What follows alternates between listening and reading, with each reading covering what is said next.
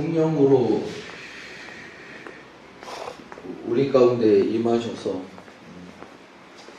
믿음의 삶을 살 수 있도록 우리를 인도하시고 베푸셨사오나 때로는 우리가 주의 음성과 주의 마음을 알지 못하여 넘어지고 삐뚤어지고 실망할 때가 많습니다. 하나님 오늘도 예배 중에 뜨거움을 허락하시고 성령의 충만함을 주시어서 세상 가운데 사랑하며 인내하며 기뻐하며 감사하는 우리들의 믿음이 될 수 있도록 축복하여 주시옵소서. 오늘도 헛되는 시간 되지 않게 하시고 꼭 주님을 만나 돌아가는 위로받는 또 결단하는 은혜로운 시간 될 수 있도록 축복하여 주옵소서. 교회를 떠나 우리의 삶이 매일같이 삐뚤어지지 않게 하시고 주님을 닮아가도록 우리를 성화시켜 주시옵소서. 오늘도 말씀 속에서 기도 속에서 찬양 속에서 우리의 마음을 주님 앞에 드리는 산 제물이 될 수 있도록 주님 인도하여 주옵소서. 예수님의 이름으로 기도했습니다. 아멘.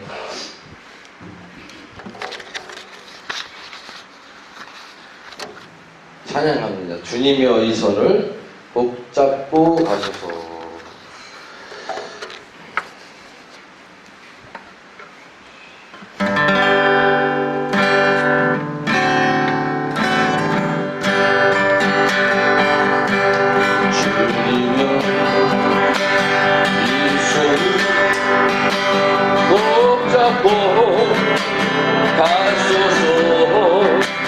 약하고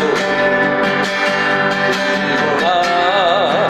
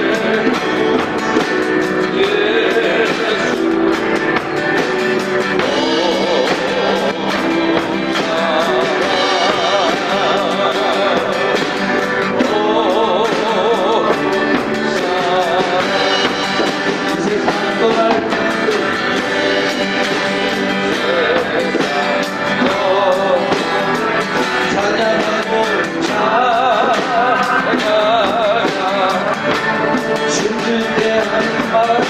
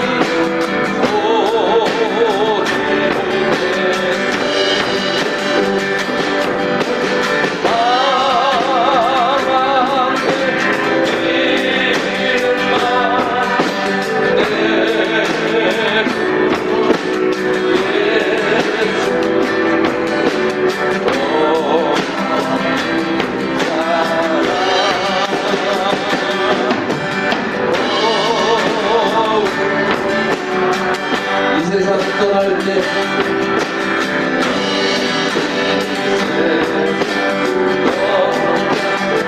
찬양하고 숨질 때 하는 말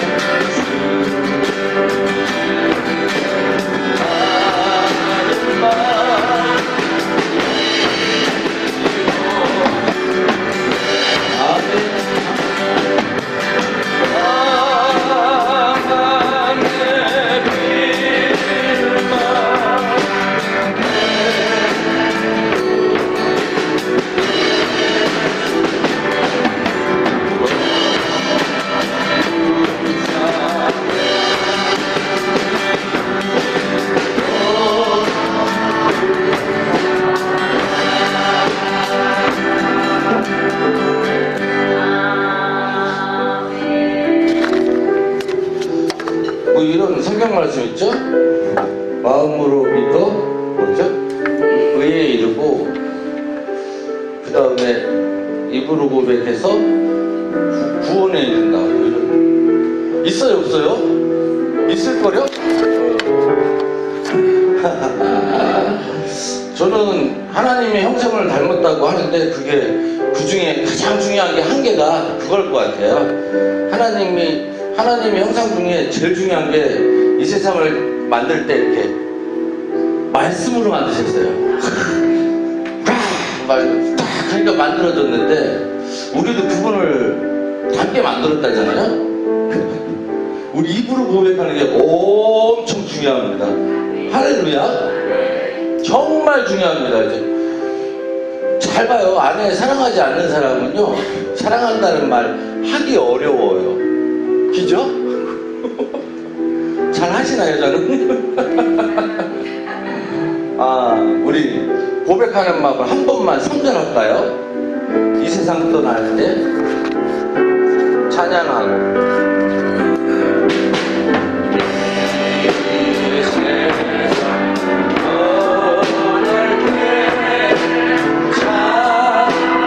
숨질 때 하는 말 이것일세.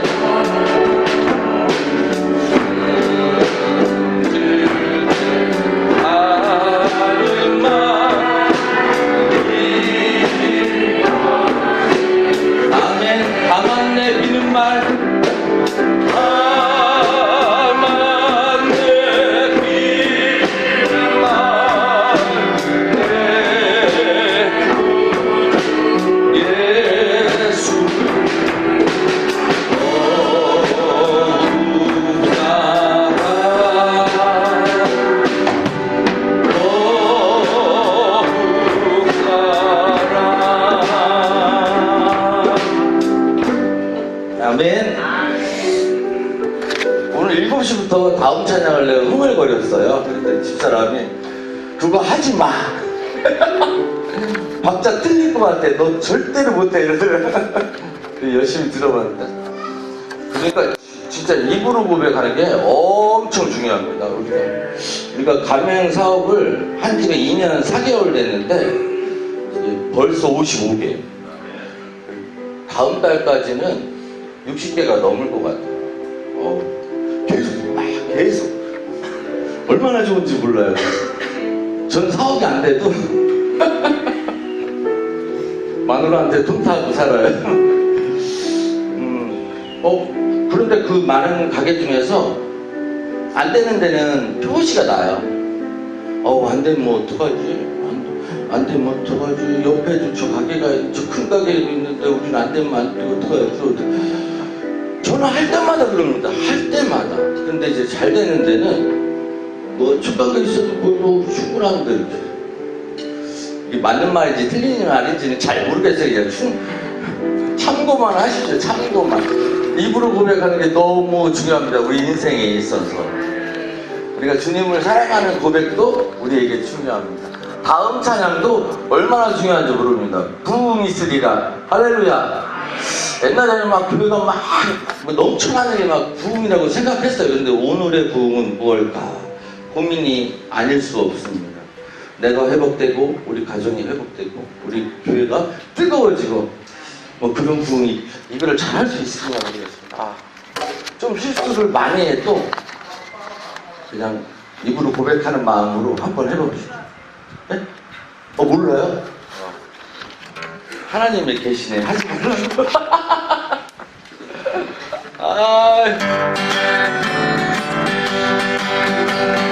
부흥이 있으리라 이 땅에. 부흥이 있으리라 이 땅에.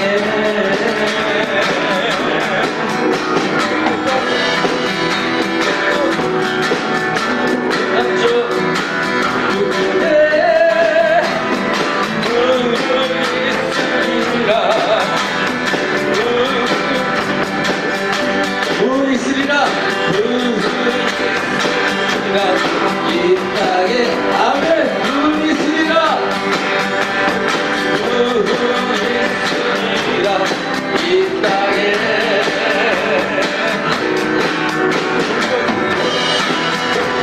서쪽 남쪽 북쪽에 부흥이 있으리라.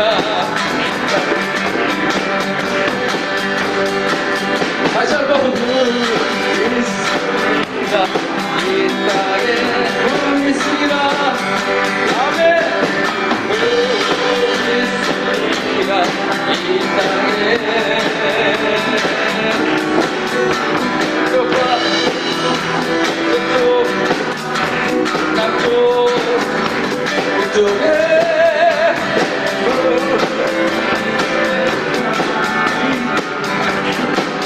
아멘.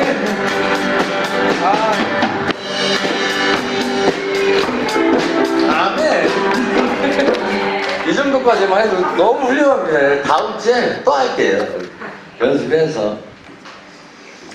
네. 다음 찬양하고 예배 위해서 기도하겠습니다. 나주님의 기쁨 되기 원합니다. 이거로 고백하는 게 얼마나 중요한지요? 이 고백도 우리의 고백이 되기를 소망합니다. 나주님의 기쁨 되기 원합니다. 나주님의 기쁨 되기 원합니다. 내 마음 새롭게 하소서. 새롭게 되게 하여 주사. 주님의 빛이 주게 하소서. 내가 원하는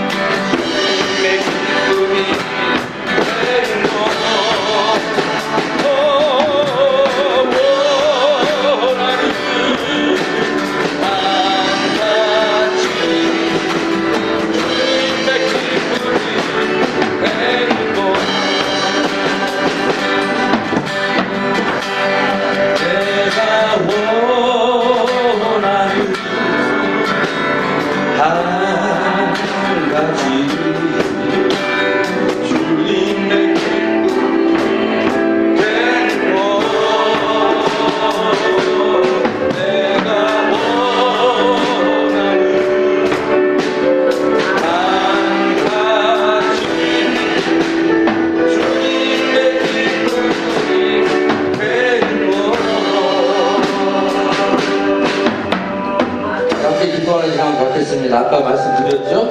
입으로 고백하는 것이 우리에게는 너무 중요합니다. 오늘도 작은 목소리로 하나님께 기도하겠습니다. 내가 원하는 것이 주님을 위해서 사는 것임을 내가 고백하는 믿음밖에 하여 주옵소서. 내가 주님을 위하여 살도록 기도하며 결단하는 우리의 믿음이 되게 하여 주옵소서. 우리 기도하는 시간 갖도록 하겠습니다. 하나님 아버지 감사합니다. 우리 가운데 찾아오시고 사랑을 베푸시고 우리를 선택하여 주셔서 하나님의 자녀로 삼으셨사오나 하나님 세상 가운데 우리가 바라고 원하는 것이 오직 주님인 것을 고백하며 살아가는 믿음을 품게 하여 주시기를 원합니다. 우리를 사랑하시는 하나님의 마음을 우리가 담게 하시고 주님을 기뻐하며 살아가는 우리의 삶이 될 수 있도록 인도하여 주옵시고 기도하며 나아가는 우리의 삶에 변화가 있게 하여 주옵소서. 우리의 삶 가운데 우리 교회 가운데 우리 직장 가운데 부흥의 역사가 일어날 수 있는 믿음이 될 수 있도록 주님 인도하여 주시옵소서.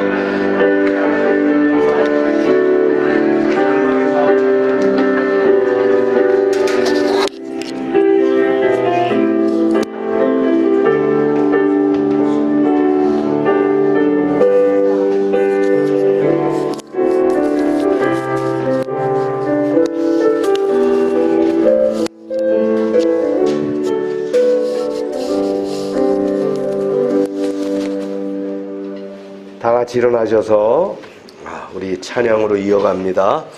찬양 성부 성자 성령.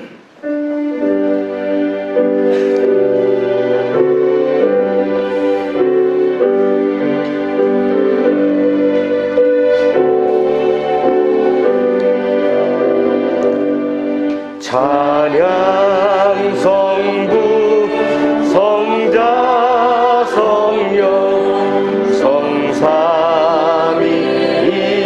성삼위일체께 영원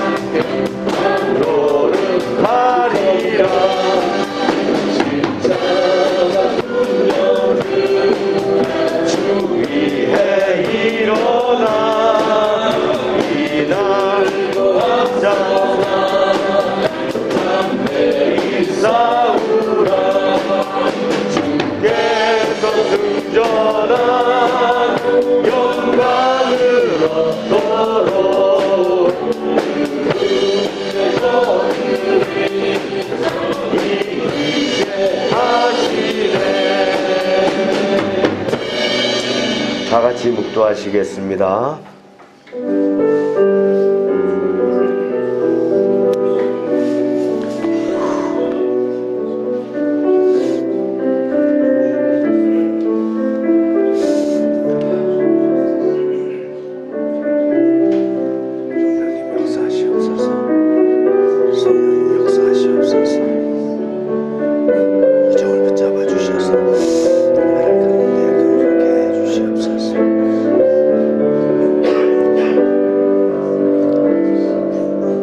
오라 우리가 굽혀 경배하며 우리를 지으신 여호와 앞에 무릎을 꿇자. 그는 우리의 하나님이시여 우리는 그의 기르시는 백성이며 그의 손이 돌보시는 양이기 때문이라. 아멘. 사랑의 하나님, 광야와 같은 고달픈 세상길에서 저희와 동행하여 주시고 눈동자같이 보호하여 주신 것에 감사를 드립니다. 아멘. 오늘 이렇게 거룩한 주일을 허락하여 주시고 우리 몸과 마음에 건강을 주셔서 예배하는 백성으로 불러주시니 감사합니다. 아멘. 삼위일체 유일하신 하나님께만 영광을 돌리며 예배하는 이 시간 세상과 나는 간 곳이 없게 하시고 구속하신 주님만을 바라보게 하여 주시옵소서. 세상의 온갖 무거운 짐과 걱정과 근심을 내놓게 하시고 넓으신 주님의 품에 안겨 평안과 안식을 누리게 하옵소서. 죽음을 이기시고 부활하신 예수님의 이름으로 기원하옵나이다. 아멘.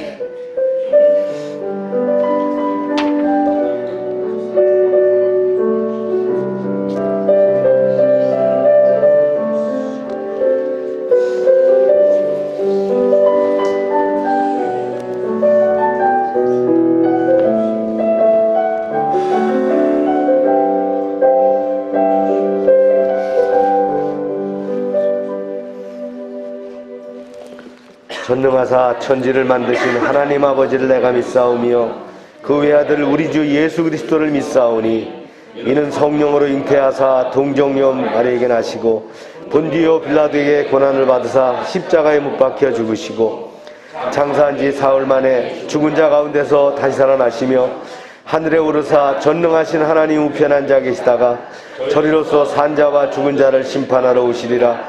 성령을 믿사오며 거룩한 공예와 성도가 서로 교통하는 것과 죄를 사해 주시는 것과 몸이 다시 사는 것과 영원히 사는 것을 믿사옵나이다. 아멘. 자리에 앉으시기 바랍니다.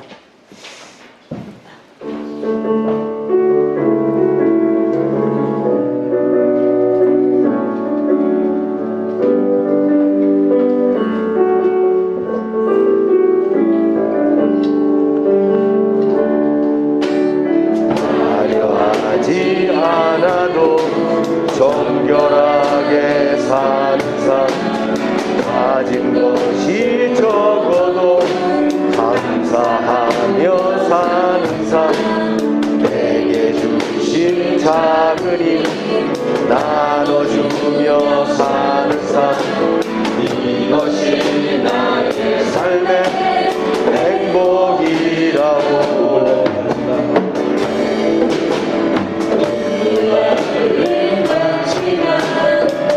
기도할 수 있는 것 억울한 일 많으나 주를 위해 참는 것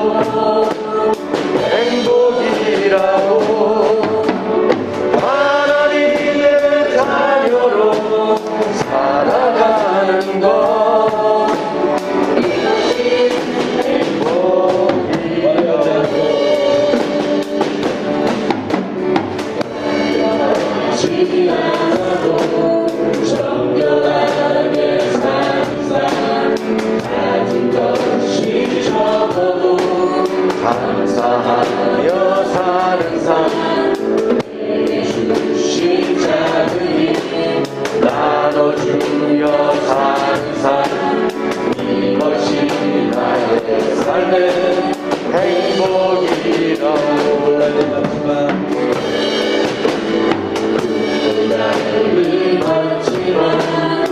기도할 수 있는 건 억울한 일 많지만 주를 위해 참는 것 비록 짧은 작은 삶 주대로 사는 것 이것이 나의 삶의 행복이라고 이것이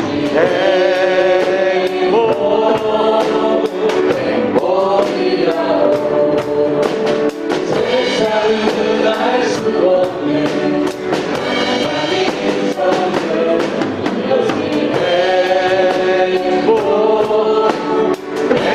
행복이라고 하나님의 자녀로 살아가는 것 이것이 행복이라고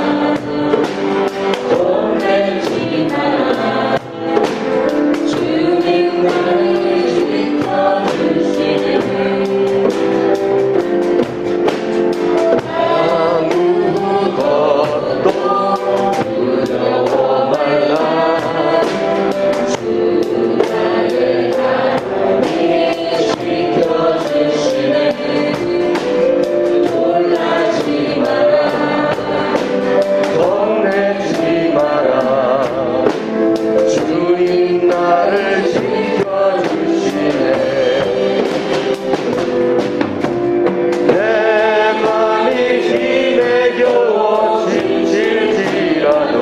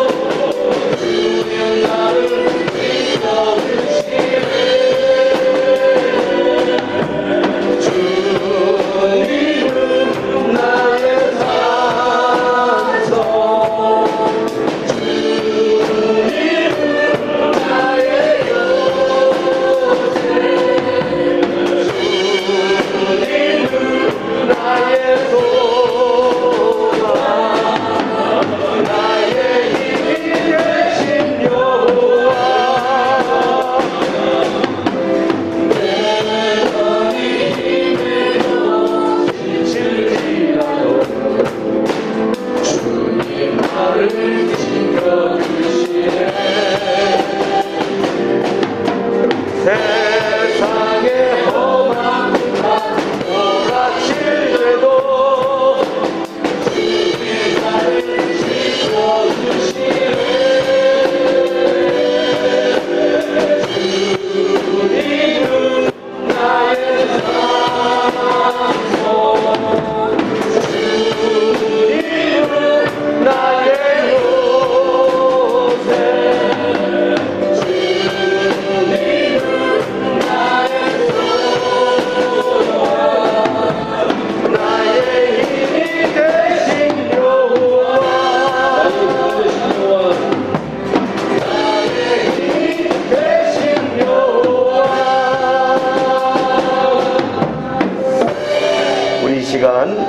여러분의 기도 제목을 하나님께 내어놓고 기도하겠습니다. 자녀를 위하여, 가정을 위하여, 또 사업장을 위하여, 교회를 위하여 주여 한번 부르짖고 기도합니다. 주여!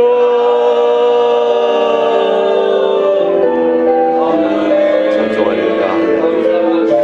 사랑의 주님, 4월 넷째 주일 예배를 드리게 하심을 감사합니다. 예배는 하나님과의 만남이며 최고의 가치를 드리는 것입니다.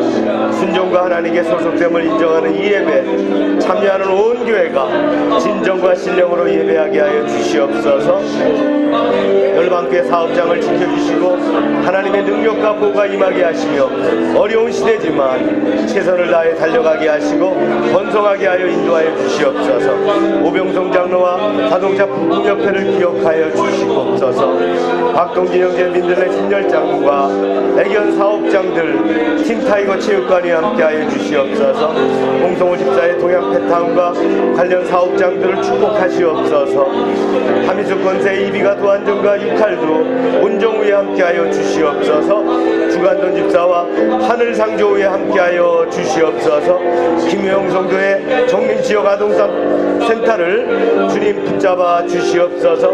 이창래 목사와 다운 임용 공사를 지켜주시고 나눔 카페와 열방지역 아동센터와 참빛 선교회와 선교사님들과 선교지 여러 교회와 또 그들의 생업을 지켜주셔서 열방의 지체들이 속한 직장과 사업장이 또한 복을 받게 하여 주시옵소서.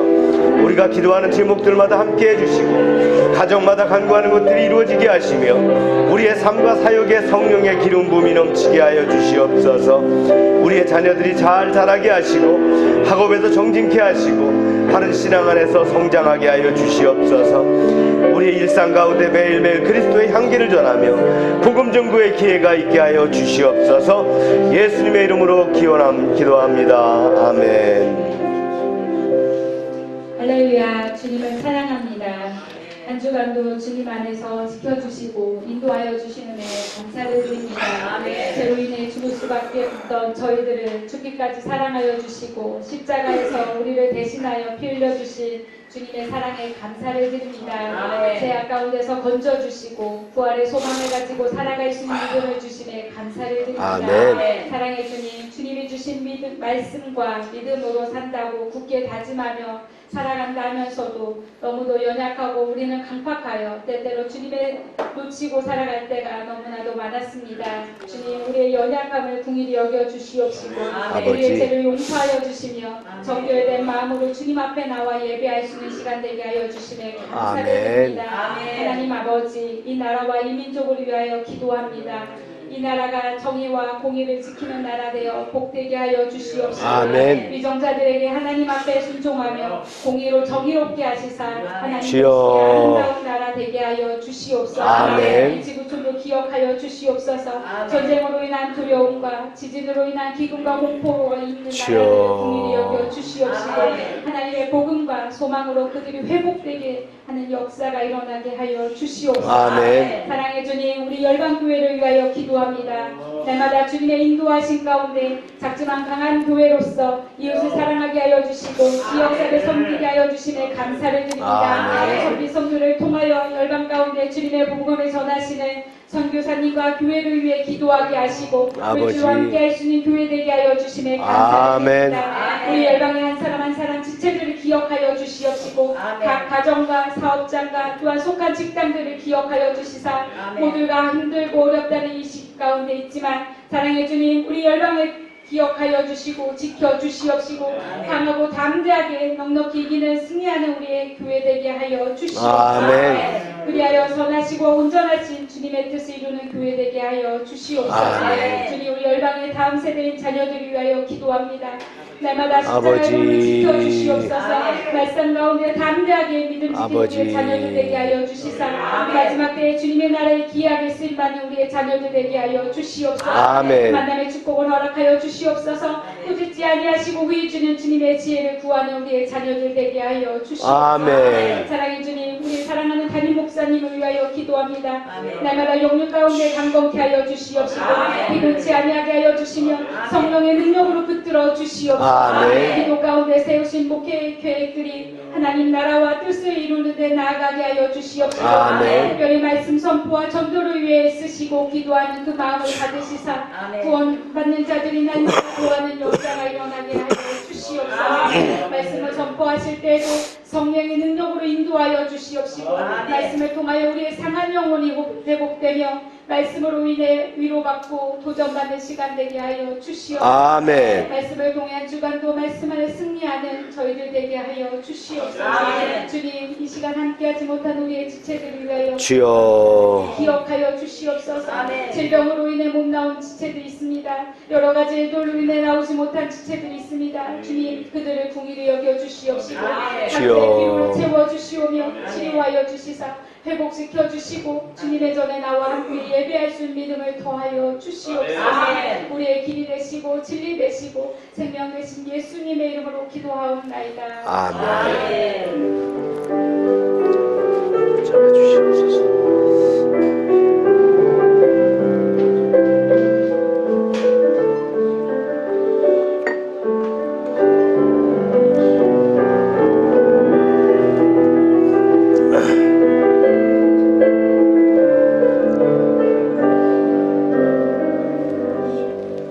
광고 시간입니다.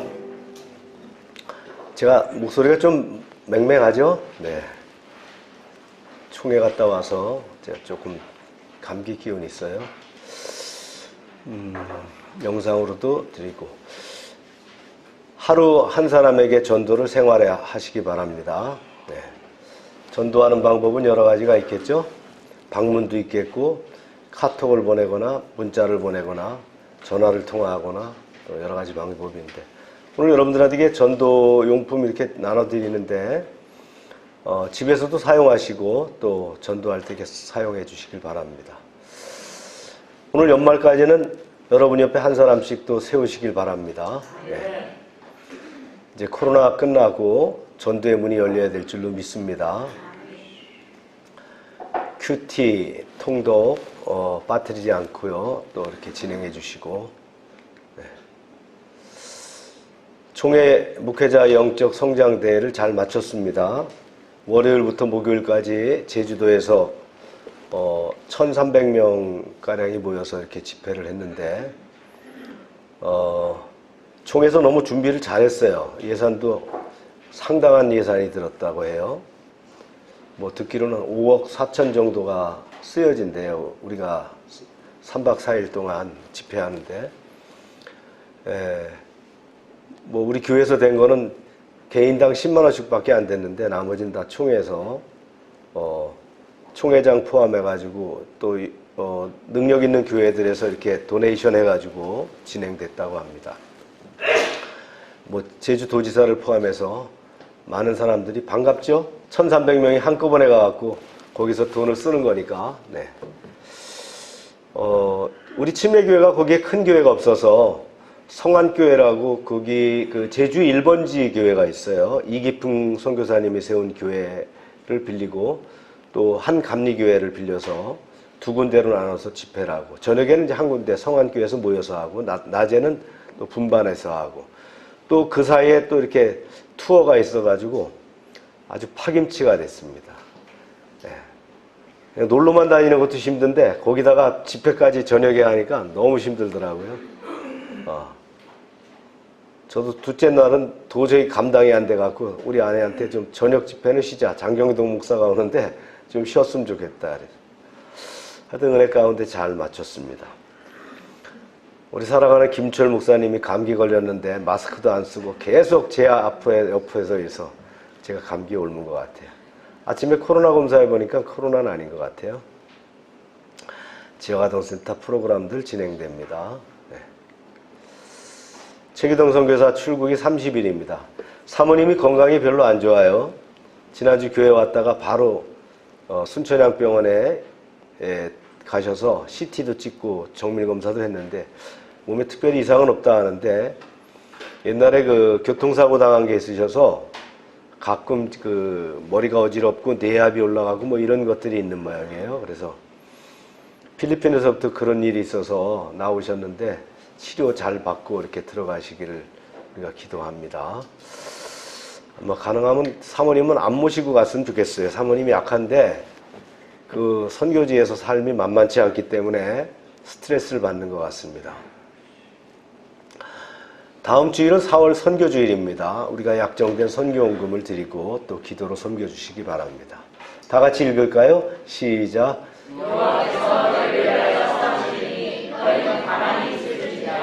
아멘. 말씀을 한 절 읽겠습니다. 시작.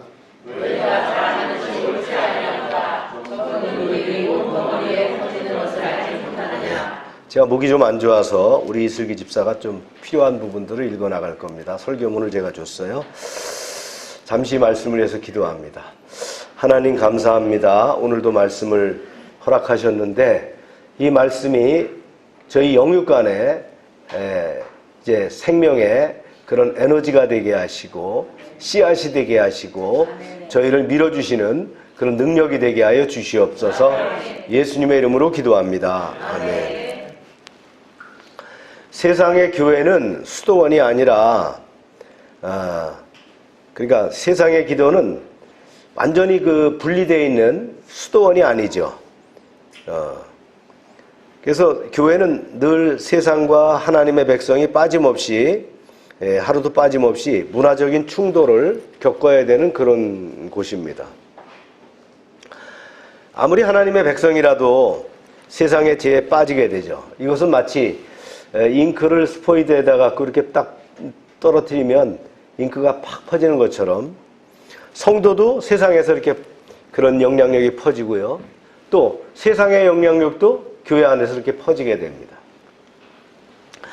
결국 어느 것이 힘이 더 세서 이기느냐는 문제인데, 즉 교회에서 세상으로 밀고 나가면 성령의 역사가 더 강해서 세상이 밀리고, 반대로 교회 안으로 파고드는 세상의 힘이 더 세지면 어떻게 합니까? 하나님의 백성 안으로 세상 바이러스가 무섭게 퍼져나갈 수 있다라는 거예요. 고디 한번 쭉 읽어보세요. 패라그라피. 네. 고린도 교회. 예. 고린도 교회가 당면한 문제들 중에 하나로 분쟁 문제를 논의한 바울은 이제 5장 6장에서는 고린도 교회의 윤리적인 문제를 구체적으로 언급하게 됩니다. 특히 본문에서는 고린도 교회에 대해서 발생한 부도덕한 근친상간의 죄와 이에 대한 교회의 방관을 책망하고 교회가 영적으로 순결해야 할 것을 6월절 교회를 신뢰로 설명하고 있습니다. 예. 마이크가 안 나와요. 마이크 좀 바꿔주세요. 오늘 말씀의 내용이에요. 지난주까지 뭡니까? 교회 분쟁에 대해서 얘기했잖아요. 이제 5장, 6장에서는 교회의 윤리적인 문제를 구체적으로 언급하게 됩니다. 특히 교회 내에서, 고린도 교회 내에서 부도덕한 근친상간의 죄와 이를 방관한 교회의 문제를 지적하면서 영적 순결에 대해서 바울이 지도하는 내용이 오늘 말씀의 내용이 됩니다. 그래서 첫 번째가 고린도 교회 성적 타락에 대한 공고입니다. 이렇게 합니다. 시작. 너희 중에 심지어 은혜이 있다 함을 들으니 그런 은혜는 이방인 중에서도 없는 것이라. 누가 또 아버지의 아내를 취하였다 하는도다. 바울이 앞장에서 그런 얘기를 했어요. 내가 너희들에게 갈 때 매를 가지고 나갈 거냐? 그렇게 이제 물었죠. 그 묻는 이유가 있었어요. 바로 이런 문제 때문이에요. 바울이 그 고린도 교회를 떠난 후에 들어보니까 고린도 교회에 어떤 한 사람이 아버지의 여자, 아버지의 아내와 함께 사는 사람이 있다는 거예요. 이게 무슨 이런 일이 있을 수 있겠어요? 이런 문제가 있었다는 거예요. 그래서 오늘 말씀에 나오는 심지어 음행이 있다 이런 얘기를 하죠. 음행. 이 음행이라는 것이 뭐예요? 저게 포르노입니다. 원어로 보면 포르네이하고 우리 영어로 보면 포르노거든요. 그래서 포르노 포토그래피, 포르노 무비, 포르노 비즈니스 이런 것들이 포르노란 그런 의미가 여기서 나왔는데요. 엄밀하게 이제 그걸 말해서 영어에서는 또 음행이라는 말이 또 이렇게 쓰이죠. sexual immorality. 예, 이거는 뭐냐면 결혼하지 않은 사람이 저지르는 성적인 타락 행위를 얘기하는 거예요. 구별한다면. 또 이제 좀 더 나눠볼 수 있으면 간음이라는 게 있어요. 어덜터리라고 하는 간음. 결혼한 사람이 성적인 부정을 일으키는 것을 의미하죠. 근데 오늘 나왔던 문제는 뭐가 나왔어요? 인서티가 나왔어요. 근친상간이 나왔다. 남자가 자신의 어머니나 여자 형제와 같은 가까운 혈육에 대해서 성적으로 부정한 짓을 저지르는 것, 이거 근친상간입니다. 이거 성경에서 굉장히 심각하게 얘기하죠. 그래서 성경에서 음행이라고 하는 이 포르네이아라고 하는 것은 온갖 종류의 부도덕이고 불법적인 성적 부정을 가리키는 의미로 포괄적으로 사용되기도 합니다. 그래서 바울은 고린도 교회 한 사람이 그 계모를 데리고 산다는 소식을 듣고 큰 충격을 받았어요. 이런 종류의 음행은 이방인 중에도 감히 행하지 않는 아주 악질적인 것이죠. 이런 음행의 원인을 바울은 이렇게 지적을 합니다. 시작. 또 너희가 오히려 교만해져서 어찌하여 행한 네. 뭐 읽은 거예요? 지금 다시 읽어봐야 되겠는데, 네, 이게 빠졌네요 하나가. 네, 제가 읽어볼게요. 그리하고도 너희가 오히려 교만하여져서 어찌하여 통한이 여기지 아니하고 그 일을 행한 자를 너희 중에서 쫓아내지 아니하였느냐, 이 얘기예요. 이게 이제 2절 말씀이거든요. 여기서 너희가 오히려 교만하여져서 라는 단어가 나오는데, 여기 교만이라는 말 우리 지난주에 배웠어요. 푸시오라는 말이 있어요. 교만이 어떤 뜻이 있다 그랬어요? 오민교, 교만이 어떤 뜻이 있다 그랬어요? 네.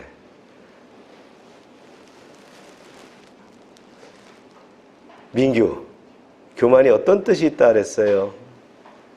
네. 설교를 좀 집중해서 잘 들어야 돼요. 이 교만은 바람을 불어서 넣는 거예요. 그래서 빵빵해진 걸 얘기합니다. 그래, 바람이 들어가서 빵빵해진 것을 뭐라고 한다고요? 교만이라고 했다. 한자어로 보면 말 위에서 내려다보는 것이 교만이라고 그러지 않았습니까? 교만해졌다는 거예요.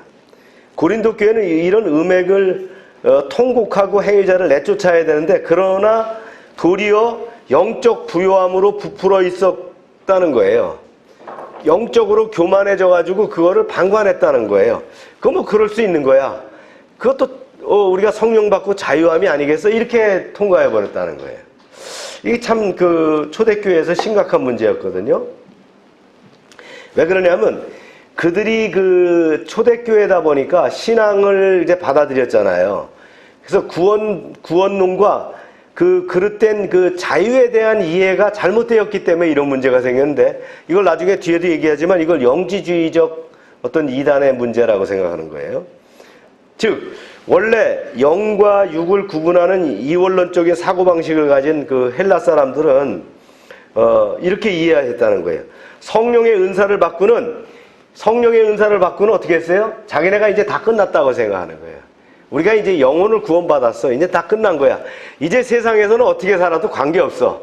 내가 뭐 음행을 하든 술을 마시든 나는 이미 하늘나라 간 거야.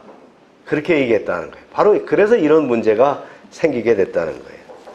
그래서 이게 그거를 보고도 뭐라 했어요? 영적으로 구원받았으면 문제가 없어. 이렇게 생각했다는 거죠. 그걸 자유한 거야. 이렇게 봤다는 거예요. 그래서 이제 그 3절이 이렇게 나오는 거예요. 시작. 내가 실로 몸으로는 떠나 있으나 영으로는 함께 있어서 거기 있는 것 같이 이런 일을 행한 자를 이미 판단하노라. 그랬어요. 떨어져 있었지만 바울이 영적으로 다 판단했다 그런 얘기라고 여러분 이해를 하면 됩니다. 그러면서 이번 일도 소상히 듣고 기도하는 가운데 판단을 영적으로 내렸다는 거예요. 그 내용이 바로 이겁니다. 시작. 주 예수의 이름으로 내용과 함께 모여서 우리 주 예수의 능력으로 이런 자를 사탄에게 내어주었으니 그는 육신으로 먹으라고 예수 안에 구원을 받게 하라. 네. 바울의 판단은 고린도 교회가 주 예수의 권위 아래 순종하려는 의지를 가지고 이 편지로 전달되는 바울의 정신과 함께 모여서 그 음행자를 주 예수 그리스도의 이름으로 사탄에게 넘겨주어야 된다 이렇게 얘기하는 거예요. 이게 여러분들이 조금 이제 이해해야 될 부분들이 나와요. 사탄에게 넘겨주면 뭐예요? 예수님의 주권 아래 있는 교회에서 사탄이 아직도 주권을 행사하는 세상으로 몰아내야 된다는 거예요. 그래서 이런 음행한 자를 어떻게 한다고요? 교회에서 내쫓아야 된다 그런 얘기입니다. 세상으로 내쳐야 된다 이런 얘기예요. 조금 이해가 안 될 부분도 있을 거예요. 교회는 그렇습니다. 그리스도의 부활로 말미암아 사탄을 꺾음으로 성립된 것이 교회입니다. 예수를 주로 고백함으로써 사탄의 영역에서 벗어나서 예수 그리스도의 주권의 영역으로 들어온 사람들의 공동체가 바로 뭐라고요? 교회라 그랬어요. 그러므로 교회로부터 쫓겨나면 뭡니까? 그리스도의 영역에서 사탄의 주권으로 그 영역으로 쫓겨난다는 거예요. 이걸 얘기하는 거예요. 바울은 자신의 이 뜻을 확실하게 밝히면서 일방적으로 고린도인들에게 명령하지 않고 어떻게 합니까?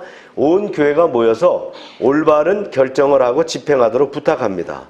여기서 이제 바울은 한 지도자의 독단적인 결정이 아니라 교회 공동체의 민주적인 결정을 하는 것이 중요하다라고 암시하고 있어요. 사탄에게 음행자를 넘겨주는 것은 궁극적으로 그의 구원을 위한 것입니다. 하나님은 사탄에게 사망의 세력을 주시고 이것을 죄인들에게 행사하게 하셨어요. 사탄에 의해서 이 음행자의 육신도 멸망되어야 합니다. 그러나 이 음행자도 예수를 그리스도로 믿고 주로 고백하여 성령을 받아서 새 피조물이 되었던 자므로 사탄의 죽음의 징벌, 그것이 뭐예요? 방탕과 고난이 있겠죠. 이것을 받는 동안에 어떻게 합니까? 회개해서 다시 주님께로 돌아오라 하는 뜻이 거기에 담겨 있는 거예요. 아멘입니까? 아예 내쫓아버리고 문 닫아 이게 아니고요. 너 고생 좀 해야 돼 라고 세상에 내보내는 거예요. 이게 바로 징계예요. 퇴출되는 징계라고 하는 거예요. 그래서 우리가 지난주에 배울 때 말씀에 그런 게 있었죠. 우리가 받은 구원이 종류가 있다 그랬어요. 어떤 구원은 금, 은, 또 보석과 같은 구원이 있는가 하면은 어떤 구원은 어떻게 해요? 나무 같고 지푸라기 같아 갖고 그냥 불나면 그냥 호로록 타버리는 거라 그랬잖아요. 이게 바로 뭐예요? 육신의 죽음입니다. 육신이 그렇게 고난받는 거예요. 그걸 얘기하는 거예요. 그래서 믿음이 강한 사람은 어떻게 해요? 불에도, 그렇죠. 바람이 불어도, 태풍이 와도, 지진이 있어도 견고하게 세워질 수 있는 믿음이라는 거예요. 근데 믿음이 약하니까 흔들리거나 불타서 아직 공력이 없어지는 그런 믿음이 된다는 거예요. 할렐루야. 우리 공직사에서 또 이런 일이 있어요. 저는 장교로 있었으니까 장교사에서도 공을 세우게 되면은 훈장을 받거나 표창을 받거나 이랬을 때 어떤 잘못이 있으면 공과를 상쇄합니다. 내가 이런 공을 세웠기 때문에 이런 잘못했다 하더라도 그거를 상쇄해주는 그런 제도가 있어요. 우리 여러분 우리 신앙도 마찬가지예요. 우리가 신앙 안에서 쌓인 공력이 있다면 그 공력을 통해서 내가 잘못한다 할지라도 용서함을 받을 수 있다는 걸 여러분 기억해야 됩니다. 근데 아무것도 없다 그러면 그러죠? 아무것도 없다 그러면 타고 없어져 버린다는 거예요. 바울이 여기서 관심 갖는 것은 그 음행자의 심판과 구원에 관한 것이었다. 그러나 바울은 온 교회의 거룩성과 순결성을 지키고자 했다는 거예요. 이것이 음행자를 교회 밖으로 쫓아내야 되는 또 하나의 이유입니다. 왜요? 그 사람을 쫓아내므로 어떻게 해요? 공동체를 깨끗이 할 수 있다라는 거예요. 이거는 하나님과 이스라엘 간의 언약의 관계에서 이런 제목들이 이런 내용들이 나오죠. 이스라엘 민족 공동체 전체의 재앙을 가져올 수 있는 것들이 있는데 이것을 어떻게 해요? 깨끗이 하기 위해서는 뭔가를 해야 된다는 거예요. 잘못한 사람들은 어떻게 해요? 제거해야 된다는 거예요. 이게 원리입니다. 그죠? 공동체에서 잘못한 사람이 있는데 그것을 묵과하고 그냥 놔두게 되면 결국은 어떻게 돼요? 다 썩어버리게 되는 거예요. 우리 회사를 운영하는 CEO들도 그러죠? 회사에서 잘못하는 사람이 있으면 징계를 하고 잘라야 되는 거예요. 안 자르면 어떻게 돼요? 그것이 만연되게 되는 거예요. 마치 그 암이 말이죠. 번지듯이 번져서는 그 공동체, 사업장을 망가뜨릴 수도 있다는 거죠. 이 본문이 우리에게 가르쳐주는 것은 출교를 결정할 때 교회적으로 기도하여 그리스도의 뜻을 진지하게 묻고서 결정해야 된다는 거예요.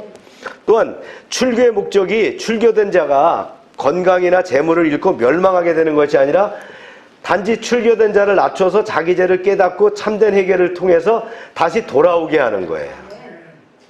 이러한 목적을 위해서 교회는 어떻게 합니까? 가증스러운 죄를 범한 자를 출교시키고 또 그렇게 출교된 자를 위해서도 어떻게 됩니까? 기도해야 될 것이다.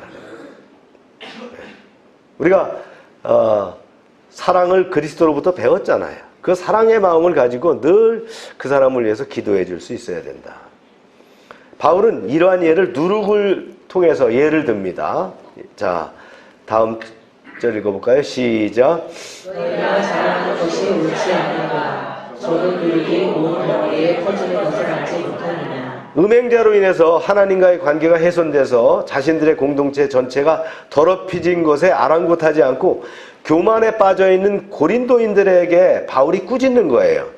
바울은 이제 아마 6월절을 앞둔 시점에서 이 편지를 쓰고 있기에 누룩에 관한 격언을 여기에서 쓰고 있는 거예요. 6월절 7일 동안, 즉 무교병만 먹어야 됩니다. 이걸 무교절이라고 하는 거예요. 무교병이라는 게 뭐예요? 빵에다 뭘 안 넣었어요? 예, 누룩, 이스트를 안 넣었다는 거예요. 예.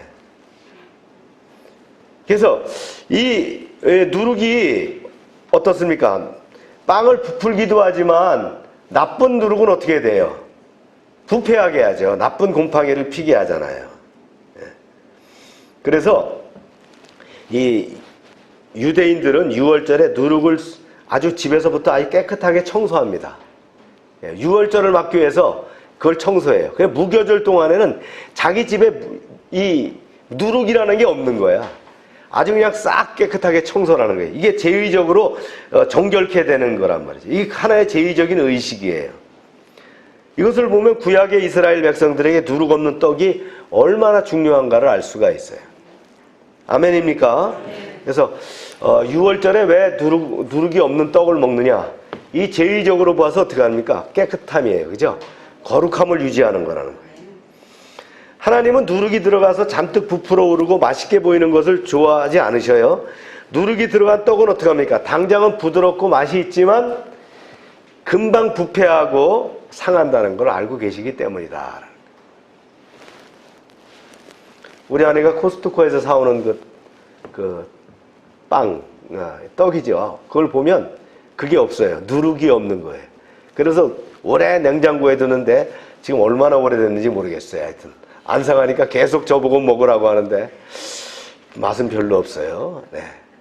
그걸 먹으려면 막 꿀을 발라서 먹든 뭘 해야지 이게 조금 약간은 좀 시큼한 맛이 나면서 예. 또 그 맛에 익숙하면 모르는데 그게 이제 이스라엘 거거든요. 예. 누룩 없는 빵이란 말이지. 원래 성찬할 때도요 우리가 누룩 없는 걸로 해야 돼요. 다음에 성찬할 때 우리가 한번 누룩 없는 걸 사다가 포도주와 함께 이렇게 한번 해봤으면 좋겠어요. 자, 말씀입니다. 네. 시작. 너희는 누룩 없는 자인데 새 덩어리가 되기 위하여 묵은 누룩을 내버리라. 우리의 6월절이야 곧 그리스도께서 희생되셨느니라. 네, 이해가 되죠? 바울은 고린도 교인들이 원래 누룩 없는 순수한 사람이었다고 말합니다. 그가 처음 고린도에 왔을 때 고린도 교인들은 술에 찌들고 돈에 찌들고 세상에 찌들렸는데 놀랍게도 그들이 예수를 영접하고 누룩이 없는 순수한 사람으로 됐어요. 또한 교만하지도 않고 자신을 자랑하거나 과시하지도 않았어요. 그들은 정말 그리스도의 어린 양처럼 순수했어요. 그런데 사도 바울이 떠난 뒤에 다른 선생이 와서 가르치면서 세상 바람이 들어온 거예요. 푸시오라는 게 뭐예요? 바람이 들어와 부풀렸다는 거잖아요. 교만해졌다는 거예요. 이제 고린도 교회는 옛날처럼 순수한 교회가 아니라 누룩에 부풀린 그런 교회가 됐다는 거예요. 그 뒤에 읽어보세요. 예수님은 제자들과 함께 갈릴리 호수를 건너가면서 바리새인의 누룩을 조심하라고 하셨습니다. 당시 제자들은 누룩의 의미를 몰라서 예수님이 바리새인에게 떡을 빌리거나 얻지 말라고 말씀하시는 줄 알았습니다. 예수님이 바리새인의 가르침에 주의하라고 하신 것은 그들의 가르침에 외형주의가 자리잡고 있었기 때문입니다. 예수님이 말씀하시니까 누룩을 조심하라니까 이방인들한테 또 바리새인한테 떡을 빌리지 말라는 건가? 이렇게 이해했다는 거예요. 사실 오늘날도 사람을 볼 때 외형을 보고 판단합니다. 사람은 작은 교회보다 큰 교회를 좋게 보고요. 그것을 부러워합니다. 또 세상적으로 가진 것이 많은 성공한 사람을 대단히 여기고 우러러봅니다. 그러나 교회는 사람을 절대 외모로 보지 않아야 됩니다. 네. 아멘입니까? 교회는 사람의 눈에 보이지 않는 깊은 내면에 만들어진 뭘 볼 수 있어야 돼요? 보석을 볼 수 있어야 되는 거예요. 우리 심장에 보석이 박혀있는 걸 볼 수 있어야 된다는 거예요. 고린도 교회는 세속주의를 받아들임으로써 교회가 커지고 교인 수들이 많아졌는데 교회의 순수함은 오히려 퇴색해버렸다는 거예요. 그러니까 사도 바울은 이에 대한 것을 부흥이 아니라고 뭐라고 얘기하는 거예요? 부패라고 얘기하는 것이다 라는 거예요. 그러면 커진다고 좋아할 거 아니라는 거예요. 적당한 게 제일 좋습니다. 그죠? 예. 그래서 우리가 늘 믿음 안에 성장이 돼도 믿음 안에 성장이 돼요. 이게 제대로 안 되면 결국은 붕괴되고 말지 않습니까? 그래서 고린도 교인들이 그들의 공동체로부터 제약을 소재해야 하는 근본적인 이유는 뭐예요? 죄 없으신 유월절 어린 양 예수 그리스도가 제물로 바쳐졌기 때문입니다. 이게 굉장히 중요한 거예요. 죄 없으신 그리스도가 십자가에서 우리 죄를 위해서 대속의 제물로 바쳐졌어요. 그러니까 아무나 가서 십자가에서 죽었다고 되는 게 아니에요. 십자가에서 죽는 사람 다 죄인입니다. 그런데 죄 없으신 예수님이 십자가에서 죽으심으로 그 피값으로 우리를 구원하셨다는 거예요. 이것이 바로 하나님의 뭐라 그랬어요? 계획이요. 이것을 복음이라고 얘기했다는 거예요.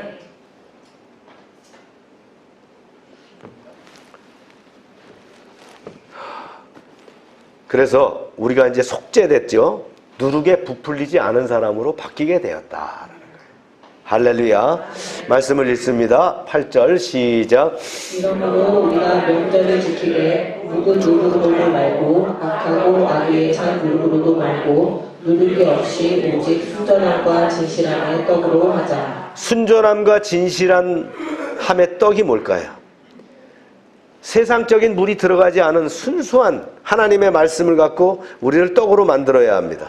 좀 재미없고 딱딱하고 그렇다 할지라도 아름답고 순결한 예배를 통해서 우리 자신을 순수하게 만들어야 됩니다. 그렇죠? 사람이 가난하고 병들 때는요, 은혜를 받으면 순수한 떡이 됩니다. 처음 예수를 믿고 침례를 받으면 그렇게 순수할 수가 없어요. 교회가 작고 개척 단계일 때는 순수합니다. 우리는 그런 마음을 잃어버려서는 안 된다는 거예요. 사람은 더 높아지고 화려해지고 더 유명해지려고 하는데 그것은 누룩을 먹어서 부풀어진 거지 진정한 부흥이 아니라는 거예요. 예. 우리를 진단해 봐야 되는 거예요. 난 부풀러 있지 않은가 말이죠. 예. 우리가 이 세상을 이길 수 있는 것은 부푼 떡이 아니에요. 순수한 떡이 돼야 되는 거예요. 예. 오늘 말씀을 들으면서 자신의 순수함을 되찾을 수 있기를 바랍니다. 예. 이제 음행자에 대한 징계입니다. 말씀 읽어볼까요? 시작. 내가 너희에게 쓴 편지에 음행하는 자들을 사귀지 말라 하였거니와 이 말은 이 세상에 음행하는 자들이나 탐하는 자들이나 소경배하는 자들이나 우상 숭배하는 자들을 도무지 사귀지 말라 하는 것이 아니니 만일 그러려면 너희가 세상 밖으로 나가야 할 것이라. 이 말은 이제 어떤 배경이 있냐면 바울이 고린도 교인들에게 편지를 먼저 보낸 게 있었어요. 거기서 뭐라고 했냐면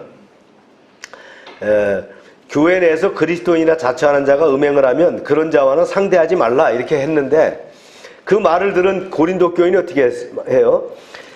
마치 비그리스도인 음행자들까지도 상대하지 말라고 가르친 것으로 오해했다는 거예요. 만약에 이런 상황이 되면 어떻게 합니까? 결국 어떻게 해요? 우리는 세상 밖으로 나가야 되죠. 세상에 상대할 사람이 없잖아요.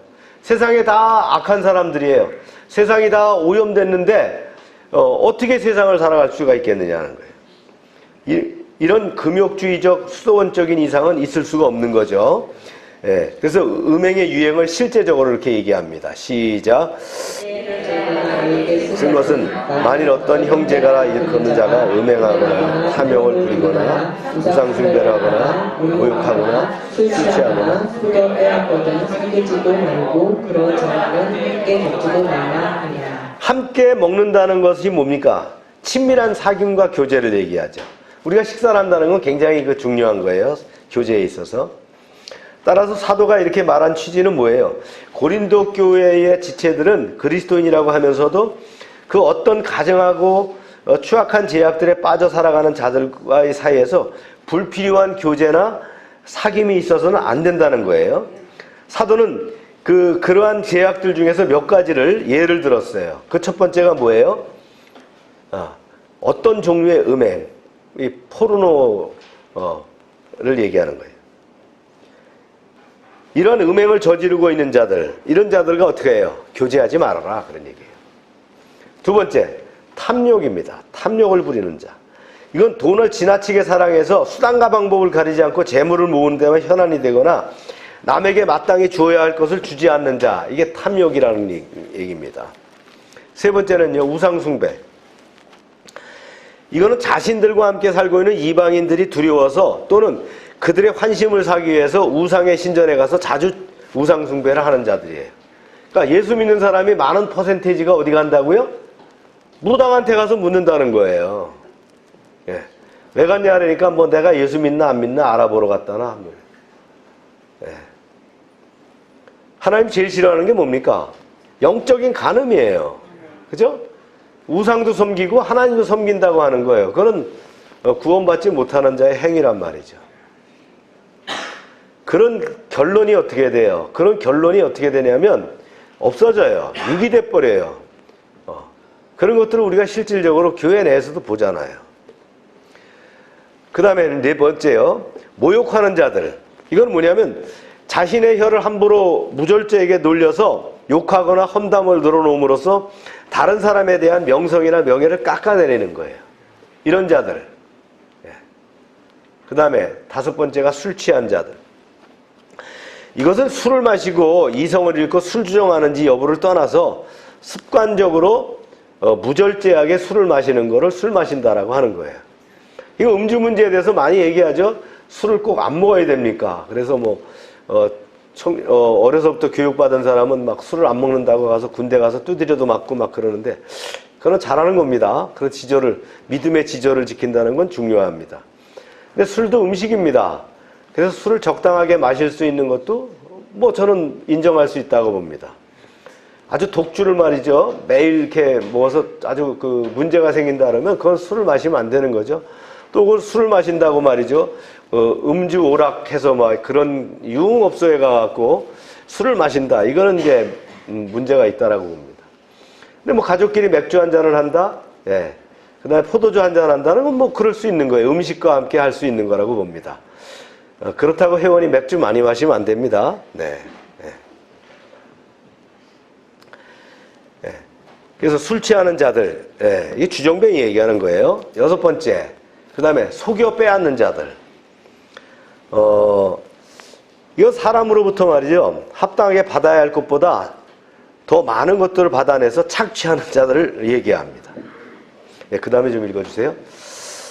그리스도인들이라고 하는 자들 중에서 이런 자들이 있다면 고린도 교인들은 그런 자들과 성찬의 상에서 함께 먹어서는 안 될 뿐만 아니라 의례적으로 함께 먹는 것을 제외하고는 불필요하게 그런 자들과 어울려 교제하거나 먹어서도 안 된다고 사도는 말합니다.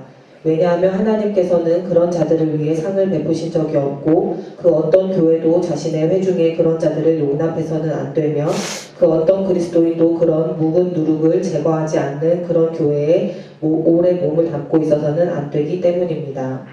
네, 계속해서. 바울이 종교적이고 신앙적인 측면이 아닌 경우에도 형제라고 하는 자들 중에서 그런 가증스럽고 추악한 죄를 범하고 있는 자들과 친하게 지내는 것을 금지하고 있다고 한다면 하물며 성찬 같은 성례전과 관련해서 그런 자들과의 친교를 금지하고 있다는 것은 두말할 필요가 없습니다. 우리가 성찬식 할 때 합당하지 않으면 성찬을 받지 말라 이런 얘기도 하죠. 네. 그러나 우리가 대부분 믿음의 삶을 살아가는 사람들은 그런 이유는 없을 거라고 봐요. 그리고 하나님의 사람으로서 이런 사람들은 당연히 징계 대상이 되지만 또 세상 사람도 마찬가지예요. 저런 사람이 있다 그러면 굳이 저런 사람과 거래해가지고 좋은 일이 있을까요? 네, 없다는 거예요. 우리가 사람 잘 사귀는 게 굉장히 중요하잖아요. 어떤 사람과 같이 사귀고 어떤 사람과 같이 사업을 하고 어떤 사람과 같이 교제하느냐에 따라서 바뀌고 변할 수 있기 때문에 조심해야 된다고 봅니다. 네, 다음. 네, 읽어봅니다. 시작. 밖에 있는 사람들을 판단하는 것이야 내게 무슨 상관이 있으려마는 교회 안에 있는 사람들이야 너희가 판단하지 않느냐. 밖에 있는 사람들은 하나님이 심판하시려니와 이 악한 사람은 너희 중에서 내쫓으라. 네. 밖에 있는 사람은 내 소관이 아니다. 바울이 이렇게 얘기합니다. 그러나 고린도 교회는 내 소관이다. 그래서 이런 자가 있다면 내쫓아야 된다. 어떤 자예요? 자기 아버지의 아내를 데리고 사는 자. 그러면서도 난 구원받았으니까 괜찮아. 이렇게 하는 사람들은 내쫓아야 된다. 그래서 세상 맛을 봐야 된다.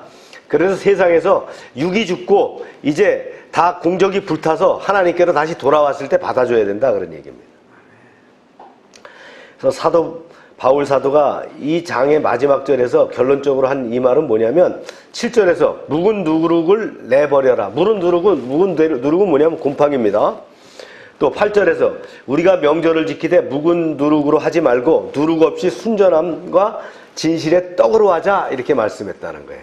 할렐루야. 여러분 교회는 도나 개나 오는 데가 아닙니다. 네, 거룩하고 깨끗한 사람이 와야 됩니다. 많은 사람들이 그렇게 생각할 수 있어요. 아무나 오면 되는 거지 이렇게 아니라는 거예요. 교회는 뭐예요? 믿는 자들의 모임이잖아요. 그러나 그 믿기 위해서 온 사람들이 다 깨끗한 사람만 오진 않겠죠. 그 사람들을 받아들여서 어떻게 해요? 예, 이제 하나님의 사람으로 바뀌어가게 하는 것이 교회가 해야 될 일이 아니겠느냐. 할렐루야. 인사이트입니다. 예. 첫 번째는요, 교회는 사명 공동체라는 거예요. 네. 교회가 사명을 감당하는 공동체가 되기 위해서 어떻게 해야 돼요? 교회는 건강해야 됩니다. 네. 건강한 교회가 돼야 돼요. 그런데 교회를 병들게 하고 사명을 감당치 못하게 하는 것이 뭐예요? 그것이 바로 죄의 문제라는 거예요. 고린도전서 5장은 교회를 병들게 하는 죄 문제를 어떻게 처리할 것인가를 다루는 그러한 장이었어요. 두 번째, 영적 교만이 죄를 가져온다 그랬죠. 네. 교회를 병들게 하는 죄의 근원이 뭐예요? 영적 교만인데 교만이다. 그러니까 푸시오가 바로 죄를 가져오게 한다. 이런 분위기에 살았던 고린도 교인들은 성적 문제에 관해서 상당히 관대했어요.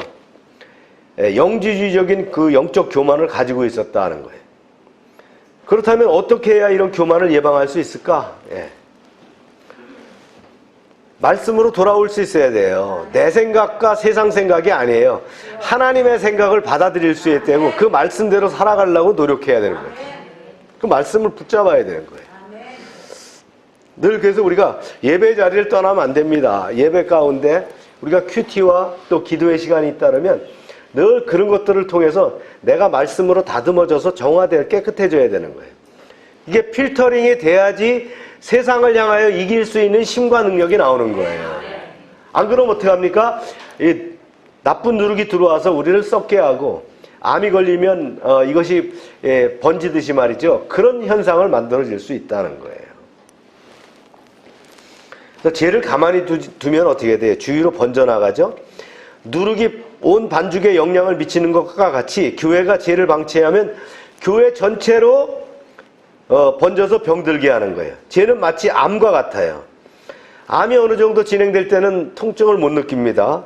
그런데 통증을 느낄 때는 이미 치료를 넘기는 그런 그 임계치를 넘기는 상황이 될 수 있다는 거예요. 교회 안에서도 죄도 마찬가지예요. 초기에 발견해서 처리하면 건강을 유지할 수 있지만 방치하면 금세 교회 전체에 퍼져서 교회 사명 완수가 불가능하게 되고 빈사 상태가 될 수 있다는 거예요. 아멘입니까? 우리 스스로가 교회를 건강하게 세워나가야 되는 거예요. 숫자가 많은 교회는 그럼 못해요. 뭐 누가 누군지 모르니까 그냥 전체적으로 통괄적으로 움직일 수 있지만 우리 작은 교회들은 그렇잖아요. 다 알잖아요. 제가 여러분들의 모든 기도의 제목을 놓고 기도할 수 있을 만큼 다 압니다. 그죠? 아하면 어하고 다 압니다. 담임 목사는 어떤 사람이에요? 우리 성도가 지금 뭐하고 있는가를 늘 기억해야 되는 거예요. 그래서 깨어 기도할 수 있는 사람이 돼야 된다. 할렐루야. 너무나 많아서 말이죠. 이거 통제가 안 되면 기도할 수도 없어요. 어떻게 그 사람을 붙잡고 기도해 줄 수 있겠어요? 기도 제목을 줘도요, 기도 못 합니다. 어떻게 기도를 다 할 수 있겠어요?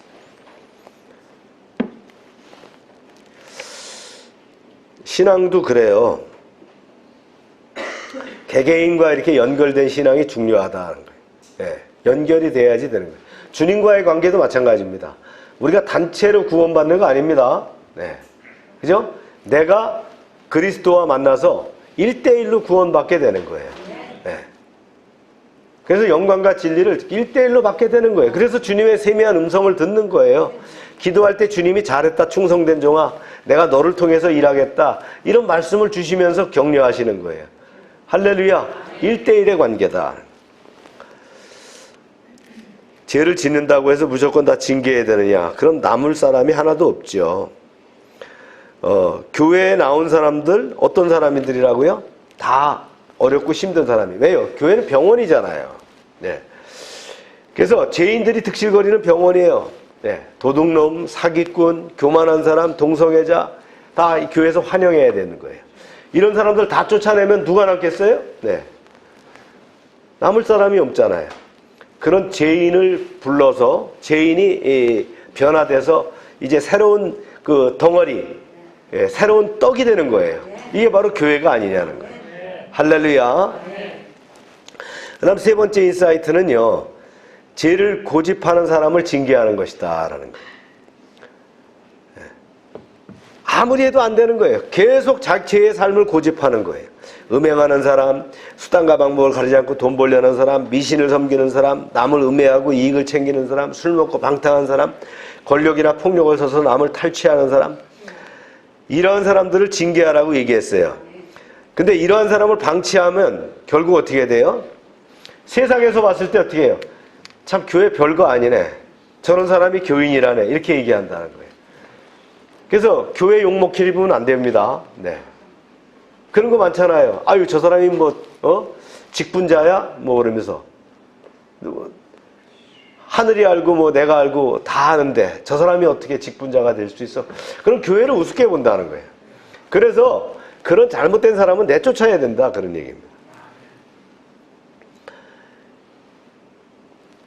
그리고 우리가 그런 사람을 놔뒀을 때 교회 안에 자체에서도 정화가 되지 않는다는 거예요. 네, 그런 문제가 생길 수 있다는 거예요. 몸 안에 퍼진 암세포처럼 교회 전체를 병들게 하는 그 사명을 감당하지 못하게 한다라는 거예요. 할렐루야. 네, 그리고 이제 징계에도 과정이 있어요. 징계는 그 성도들의 공동체에 허락을 하셨죠. 이게 구약 성경으로부터 나오지 않습니까? 또한 마태복음의 18장에도 보면 징계를 어떻게 해야 될 것인가가 나와요. 그것이 이제 첫 번째가 뭐냐면 가능하면 은밀하게 해야 된다라는 거예요. 네. 처음에는 남모르게 혼자 가서 죄를 지적하고 회개하도록 촉구해야 돼요. 그래서 죄를 고집한다면 다른 사람을 데리고 가서 증인을 세워야 되는 거예요. 그래도 듣지 않으면 공개적으로 징계해야 됩니다. 그래서 가능하면 은밀하게 해서 회개의 기회를 주어야 된다는 거예요. 아멘입니까? 여러분, 우리 교회 규약에도 징계가 있다는 거 여러분 아시죠? 예. 14조가 바로 회원의 징계입니다. 그래서 1, 2, 3, 4 이렇게 되어 있어요. 그래서 우리 교회 징계의 근본 목적은 문제를 초래하는 회원을 돕기 위해서 가능한 한 모든 조치를 취한다. 이런 내용들이 있습니다. 징계에 해당되는 사항은 신앙과 행위가 성경이나 우리 교회 규약 및 운영 규정의 제규정을 위반한 행위, 예배를 방해하는 행위, 교회를 심히 혼란스럽게 하거나 담임 목사의 목회사에게 반하는 행위, 이단 행위와 그에 동조하는 행위, 기독교인으로서 심히 부도덕한 행위, 재반 예배 및 회의석상에서 폭언, 폭행, 기물 파괴 행위, 타인에게 범죄하는 행위, 뭐 이런 것들이 나옵니다. 그래서 징계 양정이 견책도 있고 1년간 주의 만찬 금지도 있고 출교도 있습니다. 그래서 회원 자격을 영구박탈하는 거죠. 심우정지 해임도 있고요. 네. 뭐 이런 내용들이 있어요. 왜냐하면 이런 규약이 있어야지 할 수가 있겠잖아요. 네. 두 번째는요, 징계의 목적은 그를 선도하는 데 있다 그랬어요. 그죠? 그래서 징계의 목적 자체가 다시 회개하고 돌아올 수 있도록 하는 것이다라는 거예요. 네. 세 번째는 징계는 최종적인 수단이 돼야 된다. 너무 징계가 남발돼서는 안 된다는 거죠. 네 번째, 징계를 해야 될 상황이 되면 단호하게 해야 된다. 고린도 교회처럼 미지뜨뜨하게 하면 결국은 교회를 문제를 만들 수가 있다. 회복시킬 수 없는 그런 교회를 만들 수가 있다라는 거예요. 오늘 말씀은 이제 여기까지입니다. 음행에 대한 고린도 교회의 태도가 어땠기 때문에 그랬어요? 미온적이었다. 그걸 그냥 묵과하고 받아들였기 때문이다라는 거예요. 그것이 은혜가 되지 않을 뿐더러 교회를 망가뜨리게 된다. 그래서 사도 바울이 나서게 됐다는 거죠. 바울은 이에 대해서 어떻게 가르쳤어요? 이제 개인적으로 이제 구원을 회복시키고 교회적으로 징계하고 퇴출하고 그래서 거룩함을 회복해야 된다는 것. 세 번째, 바울은 음행을 무엇에 비유했습니까? 무엇에 비유했어요? 유월절 누룩에 비유했다. 아주 참 의미 있는 비유라고 봅니다. 오늘 말씀 여러분들이 받아들이시고요. 또 귀하게 또 받아들이시길 바랍니다. 그래서 여러분의 삶과 또 가정과 사업장, 우리 교회가 참 정결하고 깨끗한 그렇게 이제 누룩 없는 빵이 되기를 주의 이름으로 축원합니다. 우리 말씀을 한번 되새기면서 기도합시다.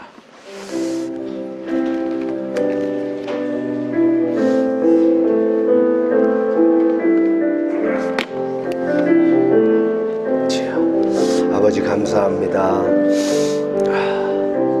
누룩을 조심하라고 말씀했던 사도 바울의 그 말씀의 진리를 깨달아 알게 하시고 우리가 건강한 교회를 세우며 건강한 신앙을 위해서 이 가르침을 본받게 하여 주시옵소서. 6월절 어린 양 예수님은 죄 없고 순결한 분이기 때문에 바로 우리를 위하여 십자가를 지심으로 제사함의 은총을 받은 줄로 믿습니다. 이와 마찬가지로 우리가 누룩 없는 순수한 빵이 되어서 순수한 떡이 되어서 이제 주님께 쓰임받는 그런 교회가 되게 하여 주시옵소서. 감사합니다. 주님 감사합니다. 참 좋으신 하나님, 고린도전서 5장으로 또 주일 설교를 하게 하심을 감사합니다. 교회는 사명 공동체로 건강해야 하나님의 일을 할 수 있습니다. 교회를 병들게 하고 사명을 감당치 못하게 하는 요인이 바로 죄입니다. 건강한 비전을 세우는 그런 이제 교회를 세워가게 하여 주시옵소서. 열방의 지체들이 영혼 몸이 건강하게 하셔서 명문 열방교회를 세워가게 하여 주시옵소서. 영적 교만이 죄를 잉태합니다.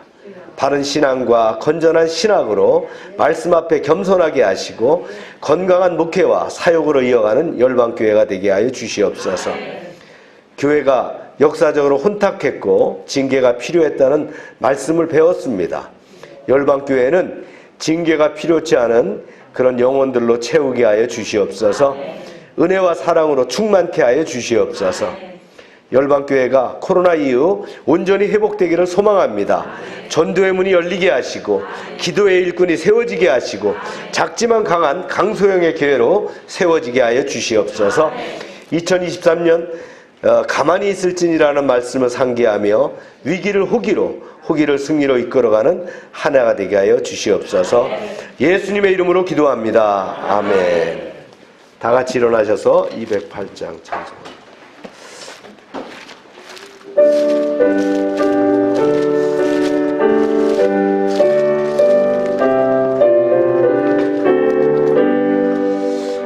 내 주의 나라와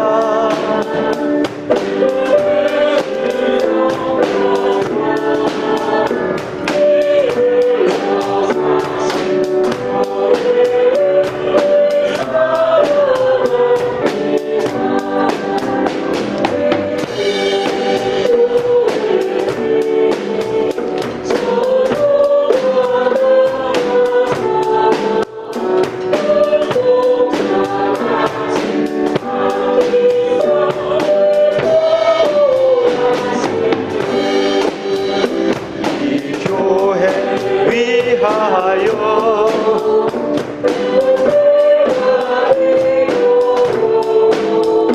내 생명 다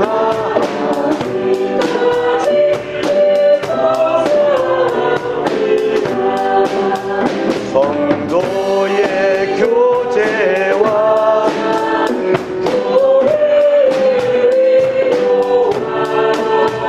구주와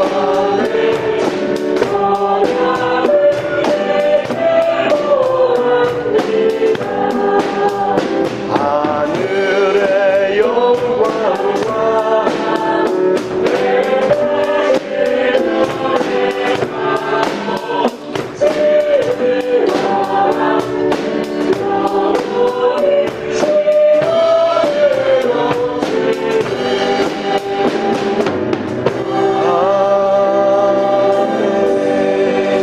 우리 아픈 데 손을 대고 기도합시다.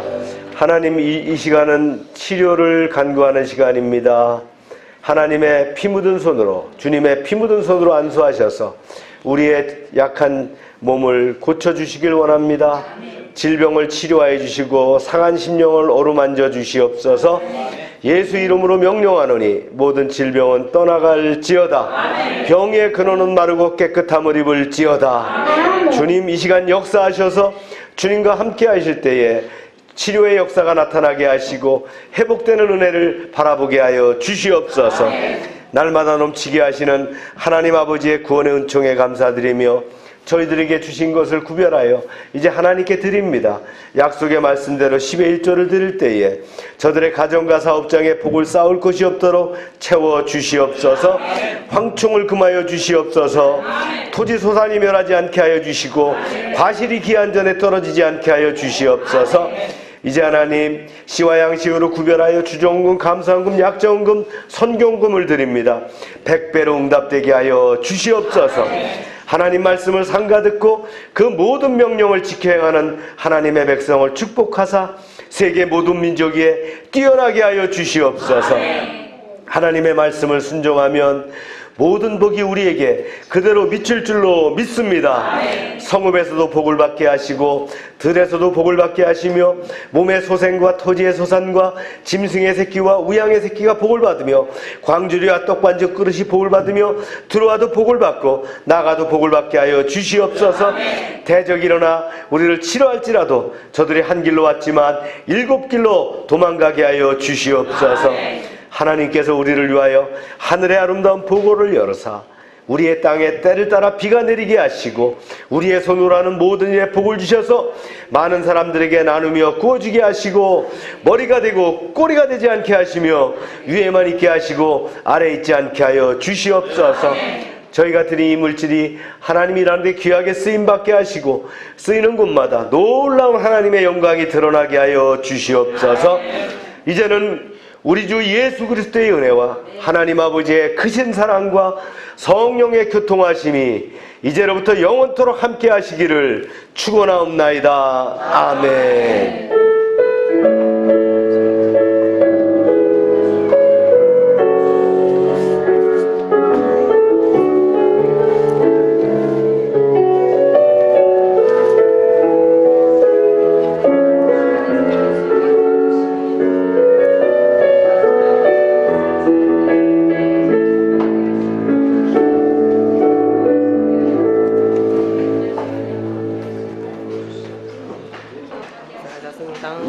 그랬어요?